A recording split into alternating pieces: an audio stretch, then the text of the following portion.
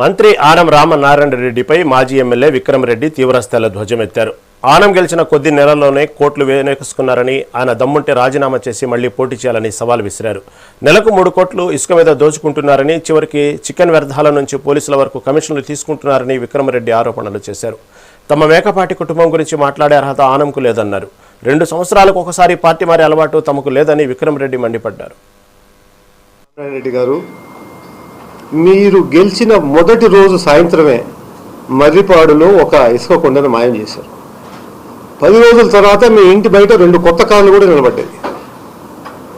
ప్రజలు అనుకునేది ఏంటంటే, ఏం ఆ కొండ నుంచి వచ్చిందా అని. సిగ్గు ఎవరికి ఉండాలి చెప్పండి, మీక వాళ్ళకే. ఈరోజు ఆత్మకూరులో ఇసుక దందా ఏ విధంగా జరుగుతున్నది ప్రజలందరికీ తెలుసు. సిగ్గు ఎవరికి ఉండాలి చెప్పండి.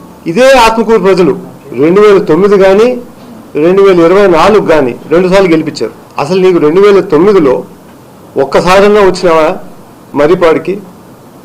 ఒక్క పంచాయతీకైనా క్యాంపెయినింగ్ చేసినావా?